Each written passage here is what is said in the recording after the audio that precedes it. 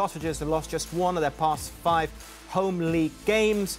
During that period, they've also won 3 of those. And in fact, up until last week, or rather on Monday, they're unbeaten in 4 matches as well. We're looking to get their season back on track here today, but it's some big opponents they have to face, which is, of course, league leaders Arsenal. And they'll have to do it without Palhinha, who has become their talisman, defensively speaking, predominantly. In fact, Fulham have lost the 3 games in all competitions that Palhinha has missed this season and have conceded 9 goals during that run as well. We can see all the stats there with and without this influence that he brings to the entire side.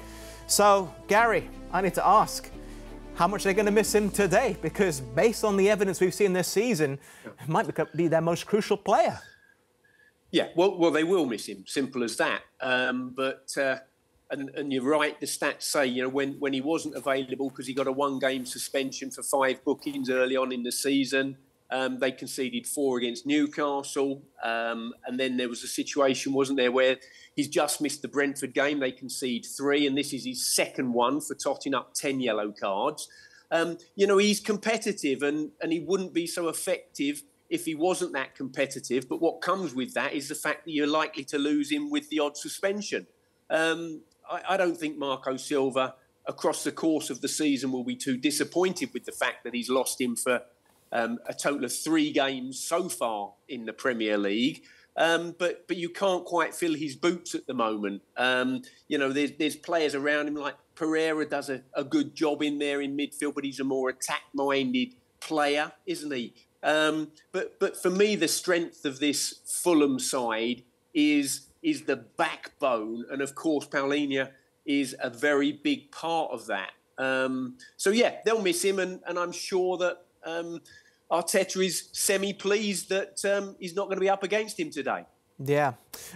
Martin, looking at some of the other statistics here, only Arsenal, City and United have earned more points than Fulham's 20 since the Premier League resumed after the World Cup. Now, defensively speaking, that's the base of the team. That's where you start building your team. They've only conceded 8 goals in 11 games. In fact, 3 of those goals came in the last match as well. How impressed have you been, particularly defensively, with this Fulham side?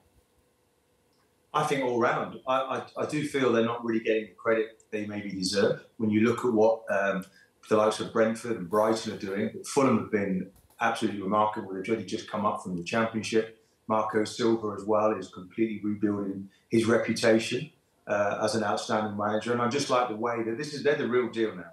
Their fullbacks get out. They put lots of crosses in. Mitrovic was a player that we were told wasn't really at the level to play in the Premier League. We saw the very first game of the season against Fulham, how he took apart Van Dijk, running at him, twisting, turning, got his penalty. He showed already at that point what a good player he is. He's a difficult customer. I think he's one of the best in the air. He doesn't get the credit he deserves. And the Arsenal central defenders today, who have difficulty against Ivan Toney and difficult against Haaland from Man City, need to stamp their authority on the match today, because they're going to be tested with lots of balls raining into that box.